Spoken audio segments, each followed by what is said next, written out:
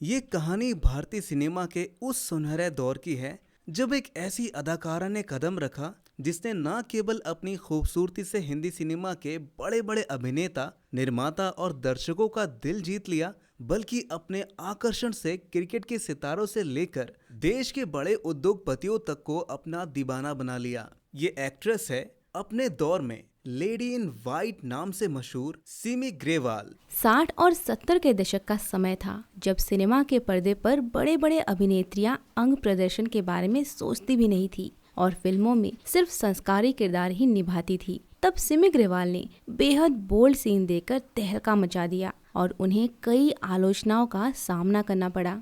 इतने रिश्तों, प्यार के किस्सों और 5 शादियों के बावजूद क्यों सिमी के जीवन में सच्चा प्यार ठहर ना सका, जो कभी पटौदी परिवार की बहू यानी सैफ अली खान और सोहा अली खान की मां बनने वाली थी, फिर क्यों उनका रिश्ता बनते बनते रह गया। भारत के मशहूर उद्योगपति रतन टाटा जी तक उनकी खूबसूरती के इतने दीवाने हो गए थे कि उनका दिल सिमी से जुड़ गया था। लेकिन आखिर ऐसा क्या हुआ कि बाद में रतन टाटा जी ने सिमी से हमेशा के लिए दूरी बना ली। 15 साल की उम्र में सिमी ने अपनी बहन के साथ मुंबई की गलियों में अपने सपनों को पाने के लिए कदम रखा। उनकी अंग्रेजी के अच्छे उच्चारण और खूबसूरती ने उन्हें 1962 में टार्जन गोज टू इंडिया नाम के अंग्रेजी फिल्म में काम दिलाया। इस अंग्रेजी फिल्म में उनके साथ फिरोज खान ने भी काम किया था। हालांकि सिमी की ख्वाहिश हिंदी सिनेमा में नाम कमाने की थी, लेकिन इस अंग्रेजी फिल्म ने उनके करियर की शुरुआत की। उस दौरान हिंदी सिनेमा के मशहूर निर्माता महबूब खान ने उनकी खूबसूरती और प्रतिभा को देखकर उन्हें अपनी फिल्म सन ऑफ इंडिया में काम करने का मौका दिया। ये सिमी की पहली हिंदी फिल्म थी जो बॉक्स ऑफिस पर ज्यादा सफल नहीं रही, लेकिन सिमी को इससे एक राह मिल गई थी। हिंदी सिनेमा में उनका सफर धीरे धीरे आगे बढ़ने लगा। समय के साथ सिमी ने हिंदी फिल्मों में अपने अभिनय का जादू बिखेरना शुरू किया। देवानंद की फिल्म तीन देवियां में उन्होंने अपने बेहतरीन अभिनय से सभी का दिल जीत लिया। इस फिल्म के बाद सिमी का नाम हिंदी सिनेमा में एक नई ऊंचाई पर पहुंच गया। उनकी खूबसूरती और अदाकारी ने उन्हें दर्शकों के बीच लोकप्रिय बना दिया और उन्हें कई बड़े फिल्मों में काम करने का मौका मिला। लेकिन सिमी के दिल में एक और ख्वाहिश थी, अपने बचपन के आइडल राज कपूर के साथ काम करने की। उन्होंने बचपन में राज कपूर की आवारा फिल्म देखी थी और तभी से राज कपूर उनके हीरो बन गए थे।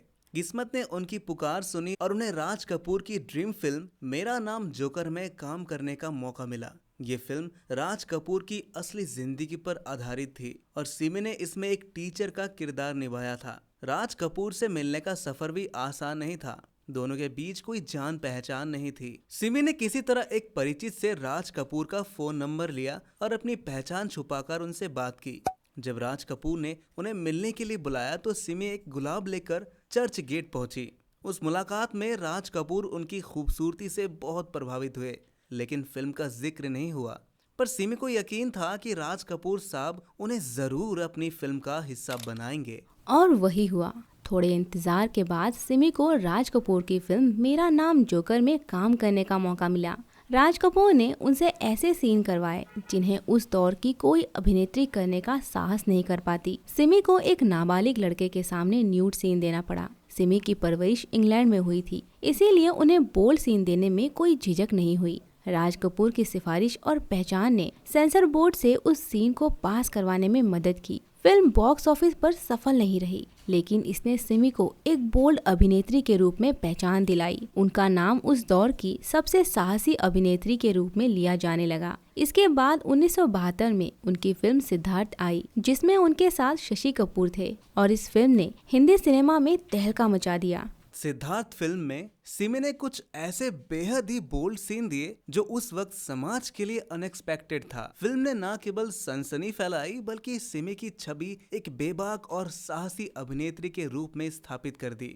उन्होंने साड़ी और पारंपरिक पोशाक को छोड़कर एक नया मानक सेट किया। लोगों ने उनकी आलोचना की, उन्हें समाज से बाहर करने की मांग की। मामला अदालत तक पहुंचा, जहां फिल्म को भारत में रिलीज होने से रोक दिया गया। इसके बावजूद सिमी की बोल्ड तस्वीरें और उनकी फोटो कई मैगजीन के कवर पेज पर छपती रहीं। ऐसा नहीं था कि उन्हें सिर्फ उनके अंग प्रदर्शन के लिए फिल्मों में काम मिलता था। उन्होंने राज कपूर, मृणाल सेन, सत्यजीत रे, महबूब खान जैसे दिग्गजों के साथ भी काम किया। सिमी ने अपने करियर में यूं तो कई अहम फिल्में की, लेकिन कर्ज उनकी सबसे लोकप्रिय फिल्मों में से एक मानी जाती है। इस फिल्म में उन्होंने ऋषि कपूर के साथ मिलकर एक नेगेटिव किरदार निभाया, जो अपनी महत्वाकांक्षाओं के लिए रिश्तों को दरकिनार कर देती है। सिमी के बेहतरीन अभिनय ने दर्शकों को हैरान कर दिया और इस फिल्म ने उन्हें हिंदी सिनेमा में एक और नई पहचान दिलाई। सिमी पर्दे पर जितनी मशहूर थी, निजी जिंदगी में उनके प्रेम संबंध उतने ही मुश्किल भरे रहे। छोटी उम्र से लेकर उम्र के आखिरी पड़ाव तक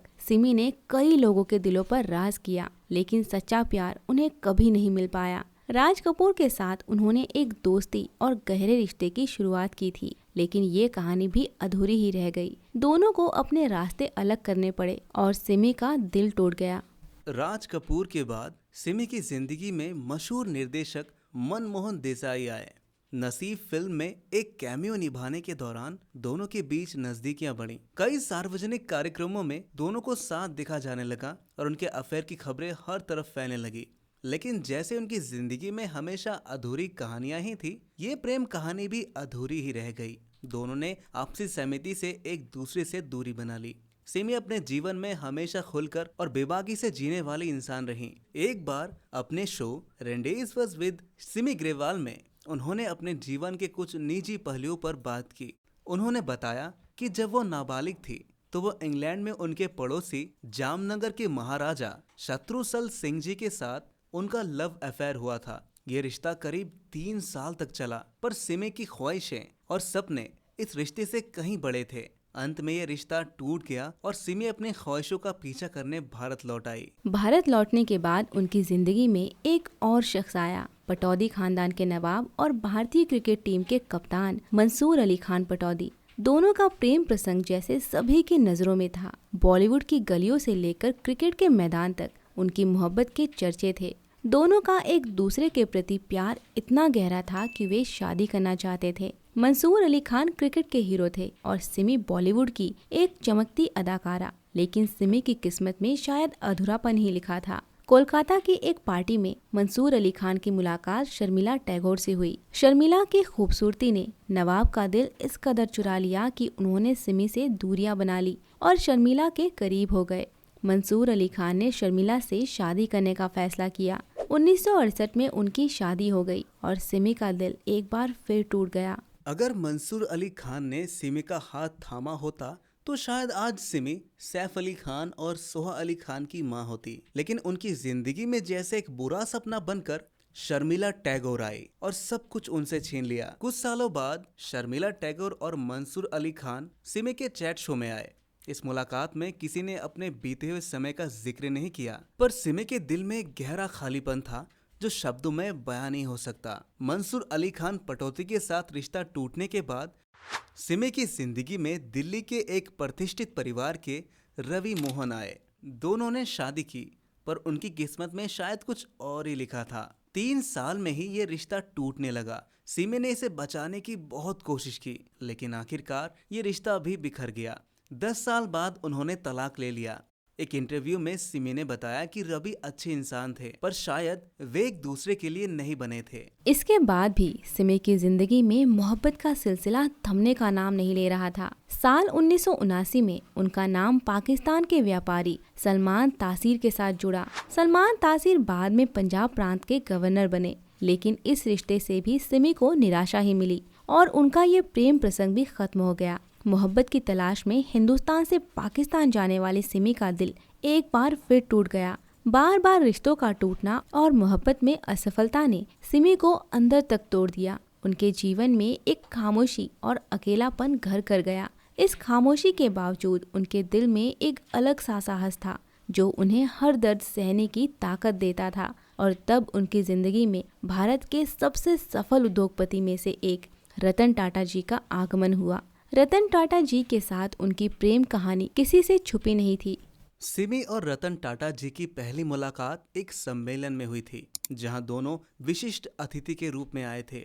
उस पहली मुलाकात में ही दोनों के बीच एक अनकहा सा रिश्ता बन गया। समय के साथ उनकी नजदीकियां बढ़ी और एक समय ऐसा भी आया जब दोनों शादी का विचार करने लगे। लेकिन शायद रतन टाटा जी भी शादी के बंधन में बंधने के लिए तैयार नहीं थे। अंतिम समय में उन्होंने सिमी से शादी करने से मना कर दिया, कहते हुए कि वो शादी और घर बसाने से डरते थे। सिमी और रतन टाटा जी ने इस रिश्ते के बारे में कभी खुलकर बात नहीं की, पर 2011 में एक इंटरव्यू में सिमी ने इसका खुलासा किया। इसके बाद रतन टाटा जी ने उनके चैट शो में भी हिस्सा लिया। दोनों के बीच एक अनकहा सम्मान था, एक ऐसा रिश्ता जो शब्दों में नहीं बंधा था। जब 9 अक्टूबर 2024 को रतन टाटा जी का निधन हुआ तो सिमी का दिल जैसे फिर से टूट गया। उन्होंने सोशल मीडिया पर एक भावुक संदेश के साथ उनकी तस्वीर साझा की और लिखा, तुम चले गए, तुम्हारा चले जाना सहन करना बेहद कठिन है, अलविदा मेरे दोस्त। सिमी ग्रेवाल की जिंदगी सिर्फ एक अभिनेत्री की कहानी नहीं है। उन्होंने अपने जीवन में उतार चढ़ाव के ऐसे रंग भरे कि हर कोई उनकी कहानी में कुछ न कुछ देख सकता है। फिल्मों में सफलता पाने के साथ साथ उन्होंने निर्देशन और प्रोडक्शन में भी अपने कदम जमाए। उनकी खुद की प्रोडक्शन कंपनी ने दूरदर्शन के लिए एक टीवी सीरीज बनाई जिसमें राज कपूर और राजीव गांधी पर डॉक्यूमेंट्री भी बनाई। आज भी 77 साल की उम्र में उनकी खूबसूरती में वही कशिश बरकरार है। वो सोशल मीडिया पर आज भी एक्टिव है और उनके चाहने वाले उन्हें उतनी ही मोहब्बत से देखते हैं। लेकिन उनके जीवन में जो हमेशा अधूरा रह गया वो था सच्चा प्यार। उन्होंने अपने जीवन में हर चीज पाई, शोहरत, पैसे और लाखों चाहने वाले, पर सच्चे प्रेम का वो एक एहसास उन्हें कभी नसीब ना हुआ। दोस्तों, ये थी सिमी ग्रेवाल की कहानी जो बताती है कि हर इंसान को सब कुछ नहीं मिल सकता। सिमी ने सिनेमा में कामयाबी की ऊंचाइयों को छुआ, लाखों दिलों पर राज किया, लेकिन सच्चे प्यार को पाने में वो कभी सफल नहीं हो पाई।